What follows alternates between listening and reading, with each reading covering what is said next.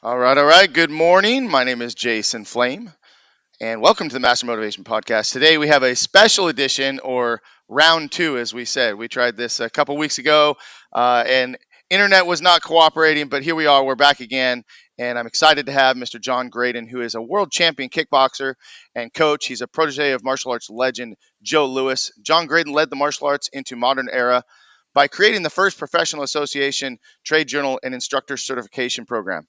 He was first called the martial arts visionary by MA Success editor John Corcoran and was profiled on the cover of the Wall Street Journal, a guest on the Dr. Oz show, and named the martial arts teacher of teachers on the cover of Martial Arts World magazine.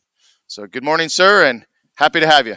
Thank you. You read that just like I wrote it for you. Appreciate I, it. it Perfect, perfect, right?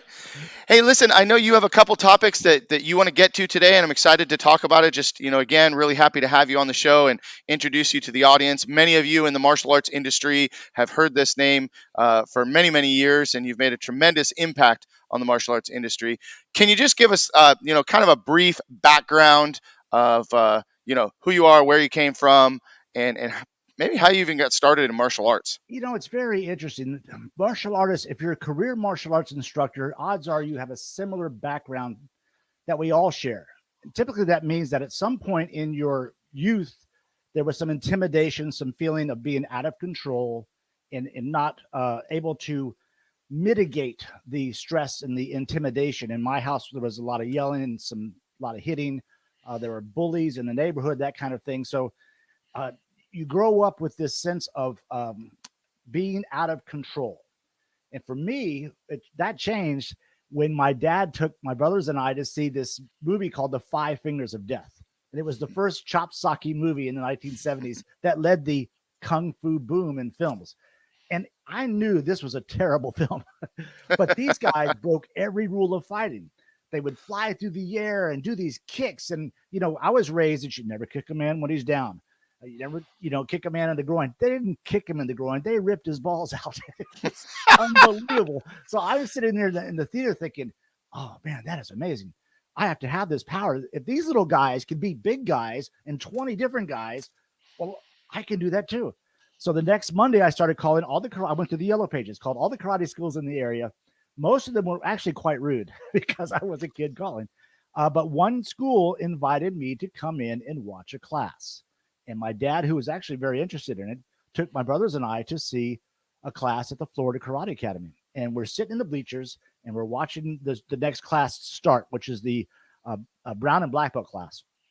But there was a blue belt 16, 15-year-old guy my age, kind of sort of maybe a year older. He walked out to the center of the floor, and there was a pole in the middle of the floor with padding around it, support pole that you Mm-hmm. pad for safety. And he hit that thing with the back leg round kick, a series of them, and the whole room shook. I just, whoa. I mean, I really had to have it. So at the end of class, the instructor comes over and tells my dad it's $25 a month with a 12-month contract. My dad immediately, no way. When we stormed out of there, right? Because I quit football after one practice and he wasn't going to sign a contract.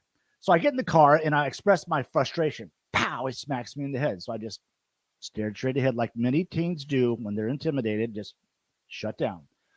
So I figured that was done. And about a month later, and I'd given up on this just dream, the phone rang. In those days, you actually ran in and answered it. Hello? Right. Hi, this is Debbie Bone from the Florida Karate Academy. I'm just calling to see if you're still interested in training. Oh, I'd love to, but my parents won't sign a contract. She said, well, you sound very interested. So I tell you what, how about if you come in and clean the dojo for your lessons? I'll be there tomorrow. And I was. And that phone call changed my life. That's amazing. It's really, really powerful. From that moment on, I knew I was going to do this for the rest of my life. That was in 1974. Do the math. And the effect that it's had, but God's grace, the influence I've been able to have and help the martial arts world grow and hopefully improve and continue to do that. It's just a true blessing, and it's one of those things that it could only happen in America. In 1974, that was clearly the case because in the 80s, I traveled all through Europe as a fighter and a coach.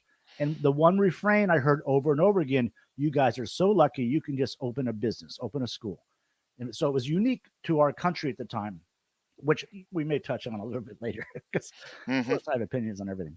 So anyway, that's how I got going, and I cleaned that school every day. And what happened was, because I was there, the instructor would come in and he would make me his training partner. And it wasn't Walt Bone; it was Hank Farah.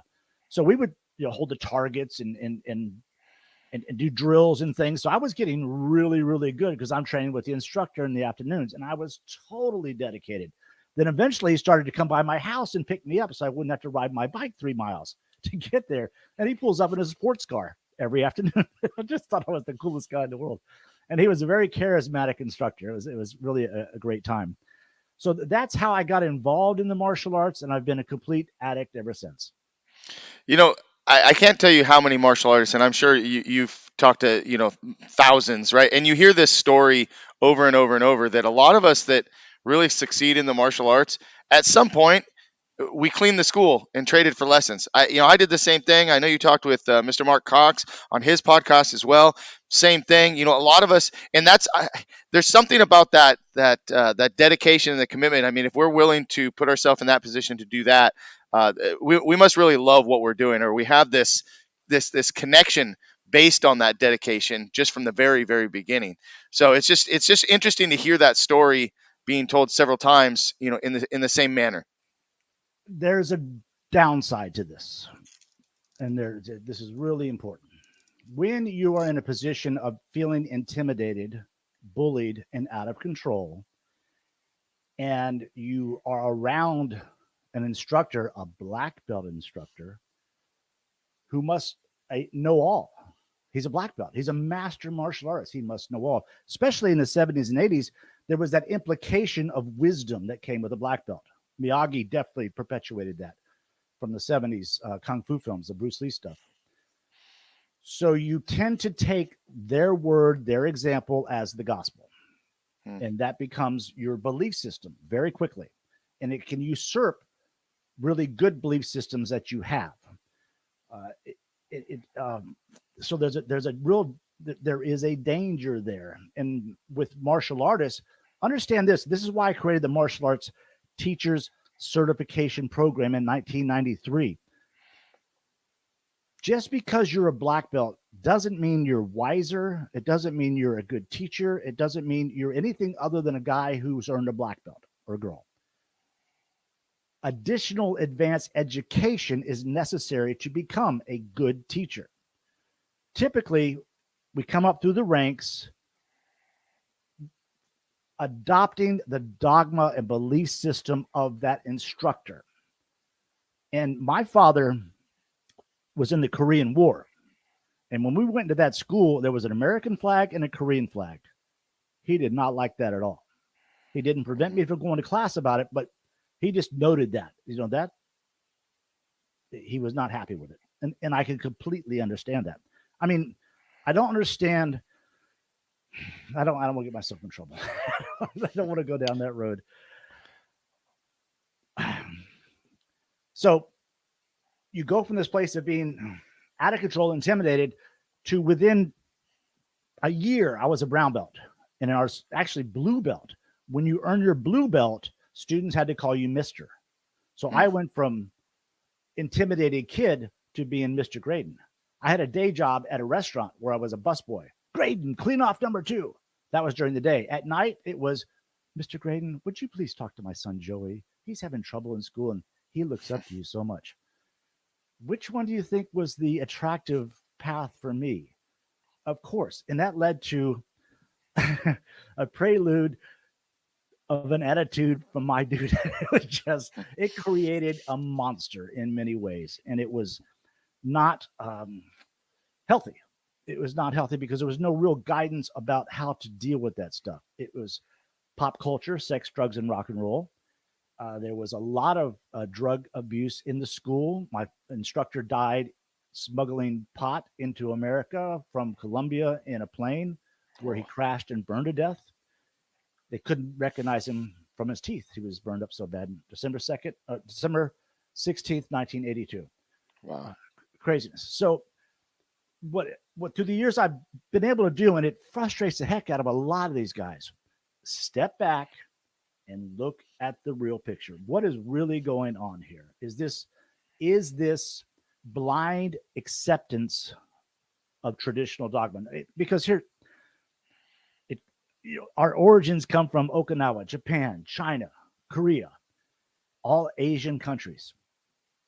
If it came from Joey Buttafuoco in Brooklyn, New York, he comes to you and says, "Oh, I've developed this fighting system," and he shows you exactly the Wei Chi Ru fighting system. Do you think anyone would have paid any attention to? Do you think he would have been laughed out of the room? I guarantee you he would. But if Master Wu says it, ooh, it must be true. So that's a real, I mean, I don't buy into the superiority of the tradition. I don't buy into looking backwards. I always try to look forward and take the martial arts forward. And that's frustrating for some people because that dogma has been their belief system for decades at times. But we're seeing the younger guys come up through the ranks and they're no longer wearing gi tops, which is smart. They're no longer doing silly karate stuff where you cross your hands and you step forward and then you do a block. And blocks must be done with power. Why? Only against a guy who holds his hand out for you. You think that somebody who's just that you're gonna have time to cross your hands and block them. But the master says it. The black belt instructor says it. It must be true. So I've been fighting that for years, trying to improve the martial arts by focusing on what works for the student. Most schools are style centric. We are an Okinawan karate school and we do it just like they did in Okinawa. Why do I want to do that? 70 years ago on a hillside, some scholars put together some. And if you look at the bunkai now, we're starting to see the films from the JKA. It's just silly. I mean, they're worse than the kung fu fight scenes. So I've been working initially with Pro Star and now Empower Kickboxing. It is a martial arts white belt to black belt system that students can master faster. I don't understand why it takes 4 years to earn a black belt. I mean, I can go to college and get a degree faster than I can get a black belt in some schools. And then there's this, I've got a big email list of martial arts school owners and instructors. And I'll send out an email that says something to that degree. And my response, I can guarantee the response is going to be, "Oh, you're a disgrace to the martial arts, big dojo." I would beg to differ. I think Hmm. I think that Well, that is pretty good. let's switch gears for just a second because I want to get into maybe just a little bit more history about you. And you talked about competition a little bit. You got involved in competition and you traveled the world. Can you talk a little bit about your experience as a competitor? My instructor was a top kata guy and point fighter, and he believed deeply in both. He was really good at both, and he was a great guy, very charismatic. He was just a hippie, so he was into drugs and things like that. But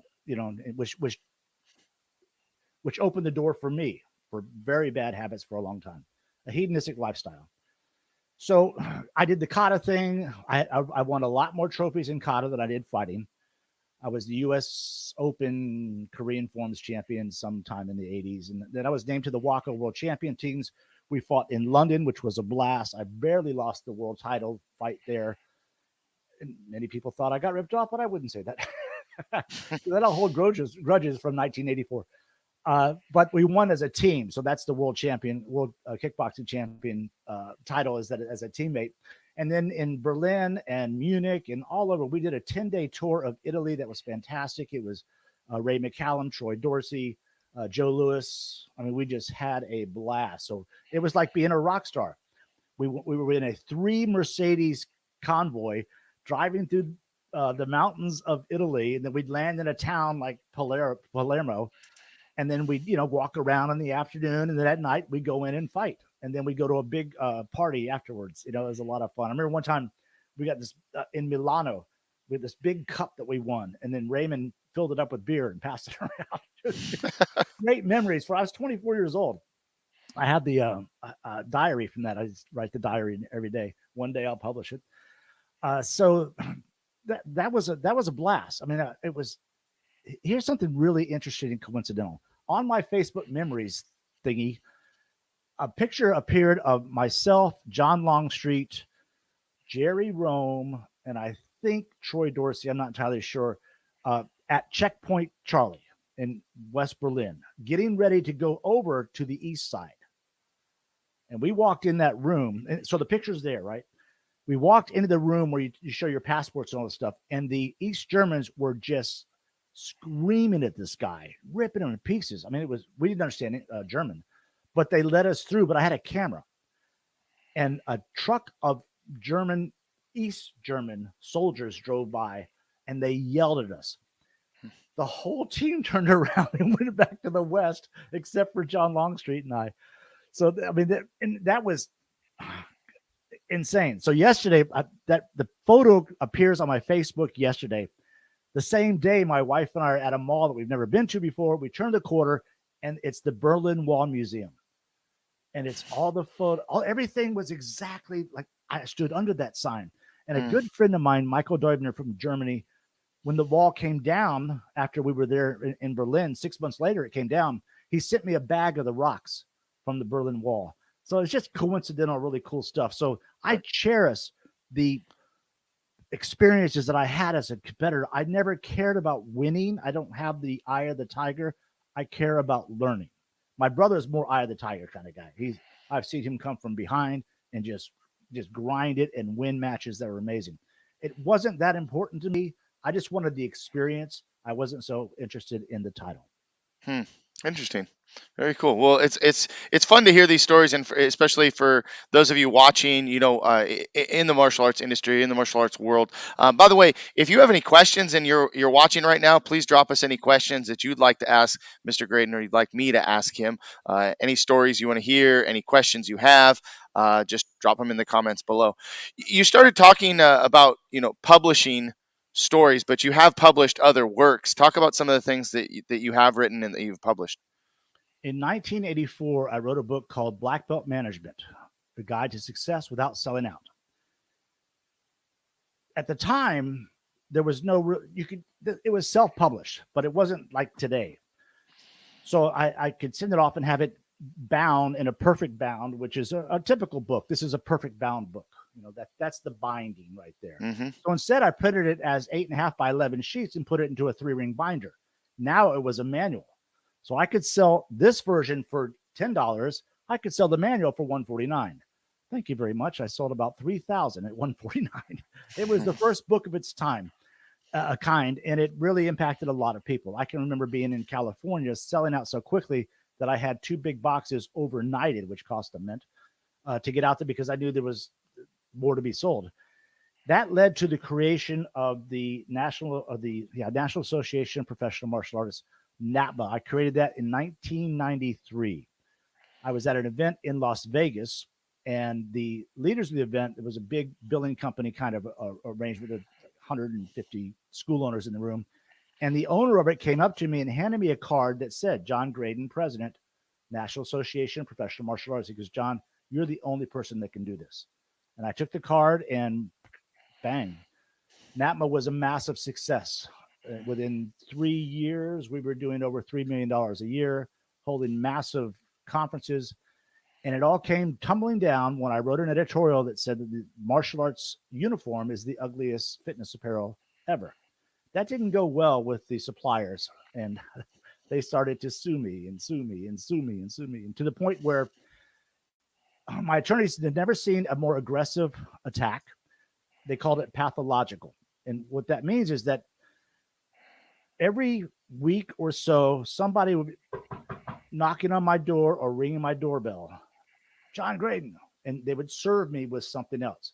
Interrogatories. What interrogatory is a demand for discovery. You've got to go back and get all these files. The idea is to keep you so buried in the lawsuit that you can't conduct your own business because there's a deadline coming at the next appointment or the next appearance in court. You have to provide all this stuff. And it was for 3 years. I really actually had a doctor tell me that I was suffering from PSTD because when the doorbell rings or someone knocks at my front door, I immediately cringe. I can't help it. It was sick. So that's what happened there. But with that, I also created the Martial Arts Professional Magazine. That was the first trade journal for the martial arts industry. Full color, 26,000 subscribers, free of charge every single month. And then that led to the martial arts instructor certification program, which was a massive hit because nobody had ever done it this way before. Most martial arts styles, like ATA and all that, they have instructor certification that's based upon the curriculum, that particular style. This had nothing to do with styles. This was designed by me using 18 different professionals that were academics in the fields of kinesiology, child psychology, communication experts, motivational experts. Brian Tracy was one of them, in fact, where they were all experts in these fields, but they were also black belts and had a background in instruction. So they understood and they could calibrate their academic world to what our needs were. And that became the martial arts teachers certification program at matacertification.com.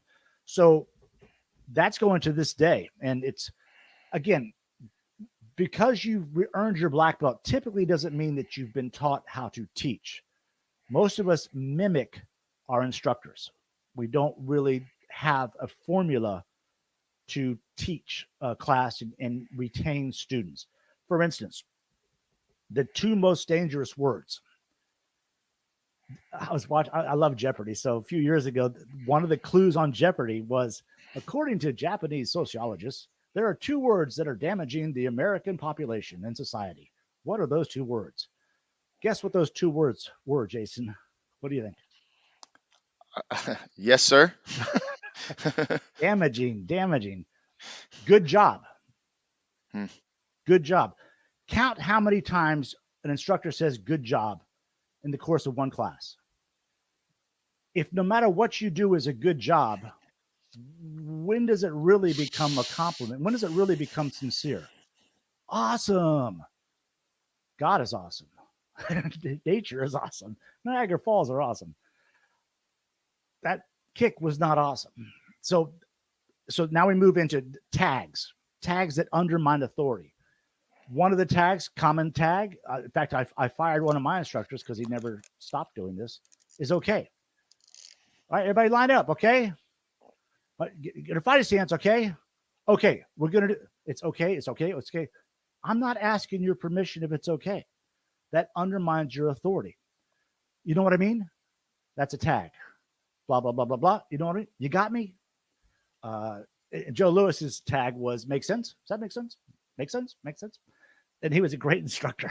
I'm not anyway dissing him at all. But tags are very common, and you're so used to them you don't recognize them unless somebody kind of points it out. Here's another lesson from the Mata certification program. Which is better?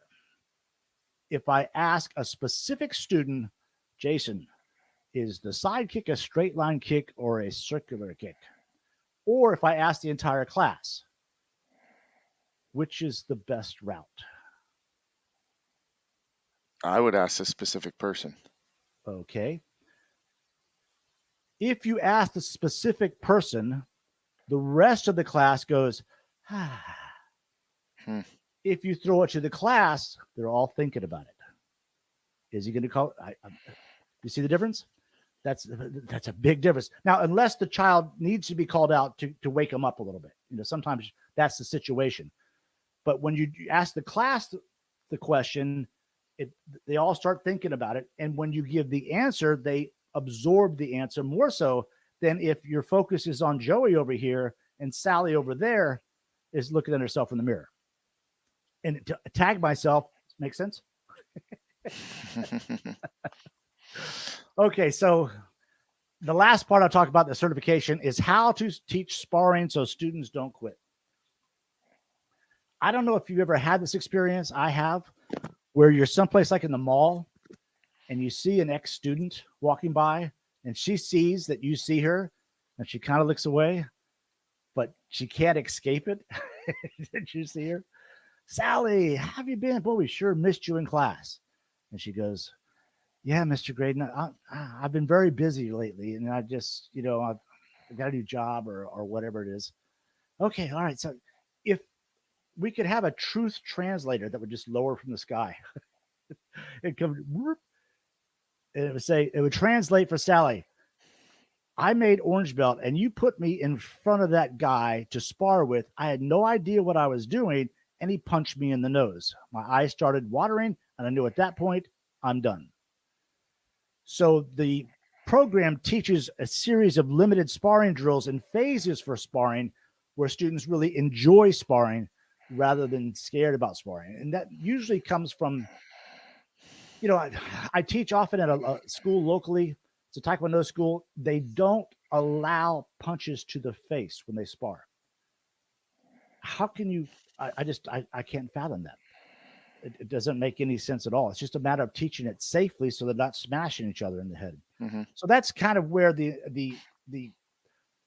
MATA certification program is. A lot of stuff that simply are not taught unless you seek out the professionals, or there's no other course like it. Simple as that. It's matacertification.com. So I'm very proud of that.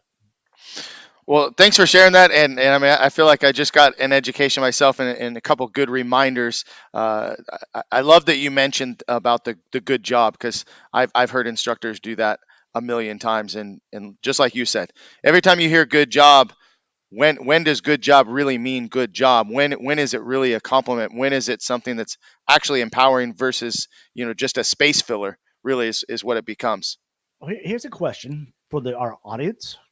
What's the difference between self-confidence and self-esteem? They throw the words around a lot. What's the difference? Well, to And me, who you self-esteem would be how you feel about yourself, and confidence tells you that you understand a skill and can perform it confidence is well. you have the confidence to give it your best and hang in there, that you think you can be good at it. That's exactly right. Self-esteem is how you feel about yourself. It's completely internal, and they're not necessarily related. But martial arts instructors just throw them both around. Oh, well, this is really good for self-esteem. What's self-esteem? Well, it's Mm, confidence. No, it's not. They're completely different. Do you know who created the self-esteem concept by chance? I don't. Dr. Nathaniel Brandon, who was a mentor of my instructor, Joe Lewis. He wrote the book, The Six Pillars of Self-Defense, Self-Esteem, in I think 1969. Hmm. And Joe Lewis and he were tight, and Joe told me many, many stories about Dr. Nathaniel Brandon. So to me, it's mind blowing that I spent so much. I spent half of Joe Lewis's life with him as his student partner. Uh, I published books for him. We went around the world, all kinds of Hmm. stuff. My first karate school. I'm sorry. First night going to karate class, the class I described earlier. My dad pulled in to get some gas. I convinced him to buy the karate magazine on the shelf, professional karate magazine. He Hmm. did. So I've got it. I'm in the car. I'm driving. I turn it over, and on the back of the magazine was the classic Joe Lewis jump sidekick. Hmm. Muscles, the foot's bladed. He's Hollywood. I mean, it just blew my mind. I'd never seen this is much better than Batman or Superman. This is a real superhero. This is everything that martial arts can be to me.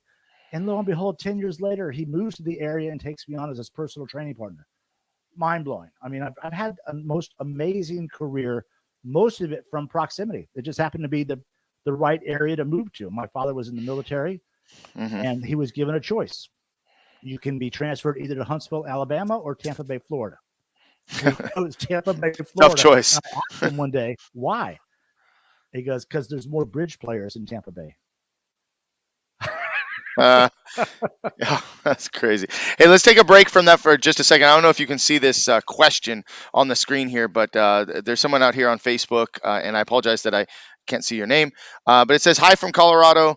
How do you motivate your student competitors to adopt that appreciation of learning when you don't necessarily have that eye of the tiger yourself?" You have to take the lens off of you and put it onto your student. You're in a different world now. If you're accepting the role of instructor, you have to be an instructor. And when you teach for a long, long time, there's going to be times when it's just rote, boring as can be. But a professional works through that because the lasting impact you can have on that student is far more important than how you feel right now. Take the feelings out of it and be a professional. I always felt that I always wanted to be an athlete or a teacher, and martial arts has provided me the opportunity to do both. You're reaching a burnout point, it's either kind of change the formula or, look for something that might motivate you more.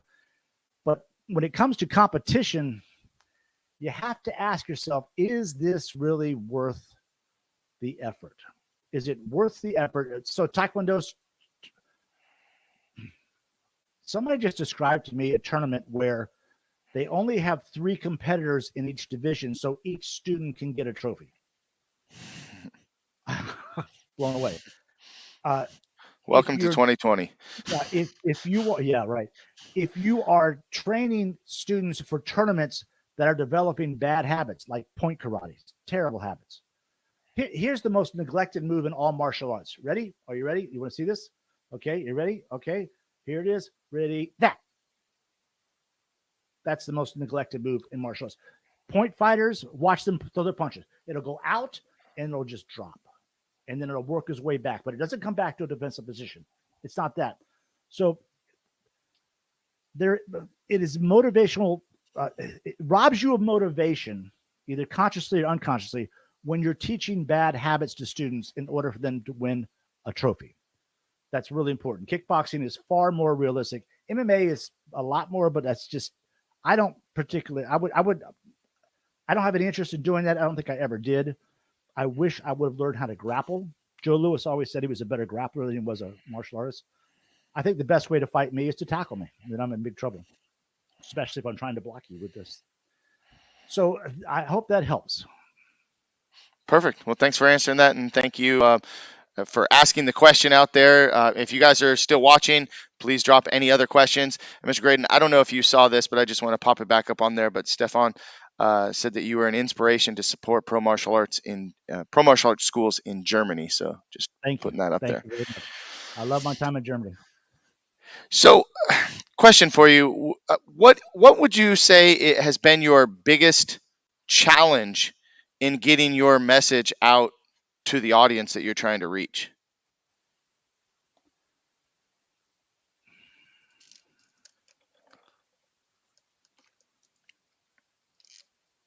A deep rooted belief that the traditional way is the only way.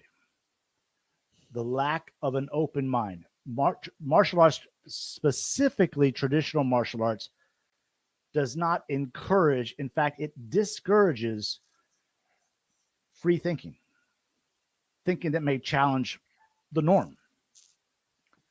Does it make any sense to aim a punch, step forward, throw a punch, and then hold it out? Go on YouTube and look for street fights. You'll never see anything like it. They say, you have to ask the question, why are we doing this? How does that help? When does an attacker step back, aim, and step to you and punch and hold the punch out? And you say, well, we want to be able to practice our defense. Your defense wouldn't work against a real punch because the real punch lasts about a fraction of a second. What's more important is for you to understand, for instance, pre-attack indicators. What is a pre-attack indicator? You might consciously know that, okay, well, pre-attack indicator is something the person does that indicates they're going to attack. Okay, I'll buy that. Give me an example. Teach it to your class tonight. Could you do that? Some of you could. Most of you couldn't. A pre-attack indicator in traditional martial arts is stepping back, downward blocking, and yelling before you step forward and throw your punch in one step. How does that translate to reality? That's not a pre-attack indicator. That is insanity. Speaking of insanity, when I was an orange belt, I learned Tongun. That was the first. We had the square block, right? you're blocking this guy from this angle, and you're blocking this guy from this angle. And I was in my living room as a kid, 14, super enthused karate guy. I'm flying high. And my dad and his buddy are sitting at the table drinking beers and smoking cigarettes. And dad says, Johnny, why don't you show Ralph here some of your karate? So I did the Tongun thing, step by step, and I explained every move just like my instructor explained it to me. And when I was done, the guy Ralph turned to my dad and said, "That looks like a bunch of bullshit to me." And I was like that, right? So fast forward 10 years. I'm in Dallas, Texas at the Cooper Institute of Aerobic Training because they were the ones that immediately adopted the certification program and taught it through their courses in their catalog. And Dr. Cooper was the man who coined the word aerobics. This is a big time facility. So I'm there to teach the Martial Arts Teachers Association certification program. But before that, I'm on a Stairmaster or elliptical in the gym, and there's a floor in front of us, and then a class starts, and the adult green belts come out, and the instructor comes out, and they start doing the same form. And then they go to the square block, and he explains it exactly how it was taught to me, exactly how I taught it to my students. You've got somebody coming from this side and you're blocking them, and somebody come on this side and you're blocking them, and you're blocking them both at the same time. And I looked at that from the perspective of being outside the class looking in, and I thought, that's the dumbest thing I've ever heard. And I never taught another kata again. Never. It was, but because So it's how the do you? black. I'm sorry to interrupt. How do you respond to with extreme martial arts being more popular in the tournament scene, as far as a performance art? How do you respond to kata and forms fitting into that category? Because I'll agree 100% that I think that forms have absolutely nothing to do with self-defense. As a matter of fact, we do teach a traditional Tong Sudo system, but we also teach Krav Maga. So Krav Maga to me is the more realistic self-defense for our school, but the Tong Sudo is the forms and the kata and the extreme martial arts kicks, tricks, and everything is I would liken it to dance or gymnastics or anything else that it's an activity, it's a sport, it's an art. It shouldn't be confused with self-defense. How do you respond to that? Well, first off, it is confused with self-defense. People advertise self-defense, and all they do is Shotokan. All they do is Weichiru. So yeah, it's. I have done videos that compared kata to the dance scenes in West Side Story. If you watch the documentary "Be Like Water" about Bruce Lee, which is I think a terrible documentary, but they make the same correlation between kata and Brezhnev doing ballet back in the 70s and 80s. The thing is, here's the difference. There's just a huge gap here. If I sign my child up at a dance school to learn, say, for instance, ballet, I get what I signed up for. If I enroll my students my kids in a gymnastics school, I get what I signed up for. I enroll my kids into a martial arts school. There's a lot of bait and switch. Tons of it. It's not authentic. It's not honest. And you're saying that as a generalization across the board. Yeah, absolutely. It's been my mission forever. I think that we should give our students. We live in a world of instant value, and I'm not saying water things down at all. I'm saying set aside all the time that you spend doing this use. I mean, it's an art form. I understand that. If you're going to advertise it and market it as an art form, learn the art of Shotokan. That's a beautiful art. It's great for bilateral coordination because you've got to do everything on the left side, the same as the right side. I mean, there's nothing wrong with that, provided that you understand that you're trying to pass that off as being self-defense. One step sparring as self-defense, pre-rehearsed self-defense as self-defense. So there's a massive gap there. Here's what most classes are like. The first half of the class is spent, all right, we'll do a down. So you do down block, punch, punch, punch until you get to the mirrors. Then you turn in downward block and it's punch, punch, punch. Get to the other side, turn around. Then you go to rising block. Then you go to foreign block. Then you go to side block. Then you go to so you go up the floor and back to floor. And then here are the corrections. Throw that punch. Okay, good. Chin up, shoulders back. Get that punch in the center. Square off. All right. So all right, step and punch. There you go. Hold that punch out there. Pull that hand back to your hip.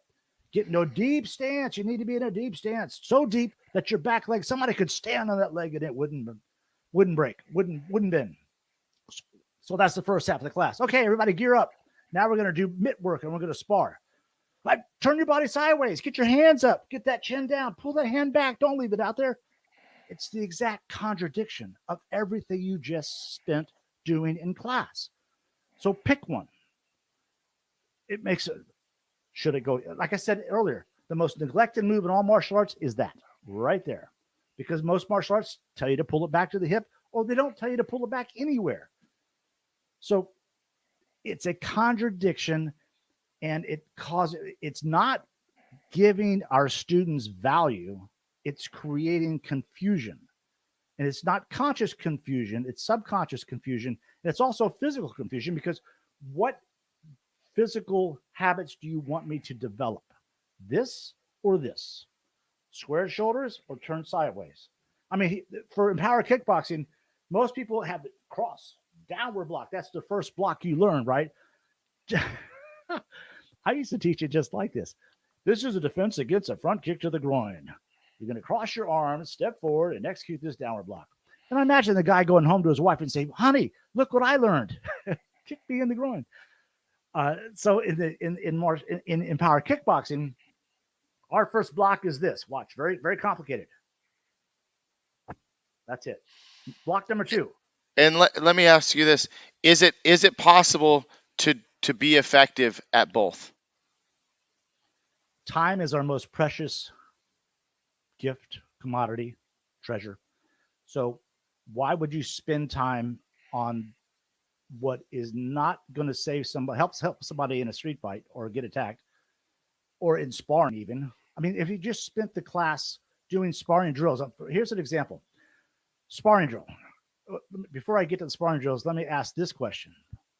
What kata teaches me reaction skills?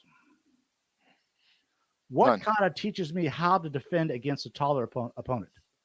What kata teaches me how to defend or attack or deal with a counter fighter? What kata teaches me how to defend against someone who is trying to tackle me? What kata? So How so many your times have biggest I seen so in a your street fight biggest a double punch to or a me, double body punch? let's move on from this in a second, but to me it sounds like forms or kata being passed off as self-defense is your biggest challenge, or just kind of your biggest issue altogether. But if students are learning proper self-defense and learning proper sparring techniques, do you have do you still have an issue with forms being taught in schools? We live in America, and you can run your business any way you want. I like to provide my students with as much value as possible. They can receive all the value of kata with more practical applications. If you're doing drills like I step in and jab, my job is to step in and jab you in the shoulder. Your job is to move in good balance. So you're using position movement as a defense. That's a fun sparring drill. I get more out of that than I would spending time doing this. And people say, well, traditional martial arts teaches discipline and all that kind of stuff. Dance teaches discipline. If you go to the first tee, the PGA first tee, that whole program is all about life skills, because golf requires honesty and all that kind of Hmm. good stuff. So we don't have the market on honesty. In fact, we don't, because so much of our marketing is deceptive. It is really but it's that going back to that dogma thing where you're just repeating what you learned. It's not because you are, again, martial arts discourages free thinking, discourages really deep thought and analysis rather. Well, So I would agree. I would agree with that as well. I see, definitely see both sides. I see that a lot of people do, what they've been taught and what they've always done. This is the way we've always done it is a common thing that's said, and hopefully more schools are open, more open thinking, more adopting more, Krav Maga, Brazilian Jiu Jitsu, different methods of self defense. And I think that every student comes to martial arts for a different reason too, and everybody has a different view of it. And it's up to us to, like you said, give them what they want, but also give them what they need. I think what they need is good solid self defense. So last thing I want to go over is just your training regimen. What are you doing now versus what you did 20, 30, 40 years ago to stay active? I run virtually 5 days a week at noon in Florida. Today it was 97 degrees. I run a mile to a hill that's about almost a full story, and I run. It takes 6 minutes to get to the hill. I sprint up and down 10 times, and then I run back. So it's about a 30-minute run. In and typically I have a sweat shirt on, and I still do some bag work. Beyond that, and lifting weights, but I haven't sparred in a long time. I mean, I don't have anybody to spar with really, and my brothers are too dangerous to spar. So I'm still training hard. And how does that compare? Let's go back when you were in your competition days. What was your training regimen then? I was blessed. I was so blessed. When Joe Louis moved to town in 1984, that's when we started training 2, 3 times a week. And much of that was spent in the St. Pete Boxing Club, which did not have an air conditioner, and the ring was 12 by 12. And I have videos of him just beating the snot out of me. I mean, the worst beatings I've ever taken. And I loved it. The only reason I didn't fall down is because he kept hitting me. So yeah, it was very much sparring oriented. And here's an aha moment that's important, and it ties into what we've been talking about. At that same time, Mike Anderson, the guy who created really full contact karate with the Professional Karate Association, and then the first big world championships on ABC in 1974. He was local. He was a friend of mine. He still is today. I'm going to go see him next week. But he had a Rick Mandris, who was Angelo Dundee's top coach, and Angelo Dundee is the trainer to Sugar Ray Robinson and Muhammad Ali. So he set up for Rick Mandris to meet my brother Jim and I at the karate school to kind of work with us a little bit. So first thing Rick says is, "Okay, let me see you do your stuff. You guys do some shadow boxing." And we were moving around we had great form. Our chin was up, and we threw our punches, and they were vertical punches because that way it gets through the guard more. The kind of silly garbage we were taught. Whoo, whoo, whoo, and the hand never comes back to here. It just does. It comes back a little bit, and then it drops. That's a karate punch. He started laughing. He says, "You guys punched like karate guys," and we thought that was a compliment. It wasn't. He taught us how to snap a punch, how to snap it and bring it back. It's like you take a wet towel, and you're snapping it at your buddy. That's snapping a punch. And as soon as it happened, and I was sparring with people, and they would drop. I mean, the velocity that you could create by snapping a punch instead of pushing it like a karate guy is a tremendous night and day difference. So that was one of the huge aha indicators for me. Awesome. Coming from the top, frankly. Very cool. Well, listen, we're near the end of our time today, and we've had several comments. Thank you guys for watching and just checking in. If you have any last minute questions, you want to just drop in the comments for Mr. Graden, that would be excellent. What do you see is what do you see in your near future? What are your goals? What are things that you're working on now?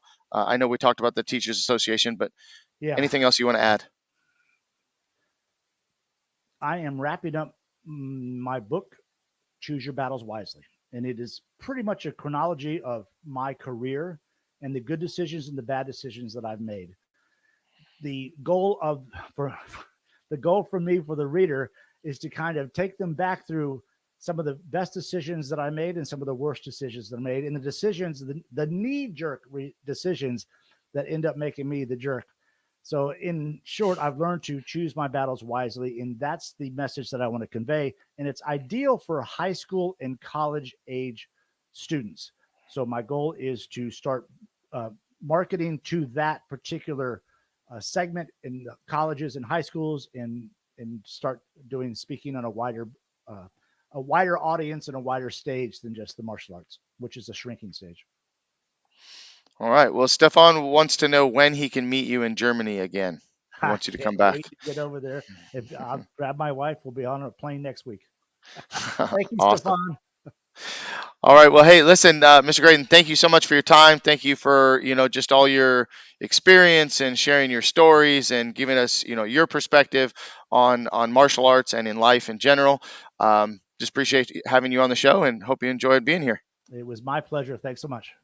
All right. Well, have a great day and go get a good run in. Yahoo. All right. Take care. We'll talk soon.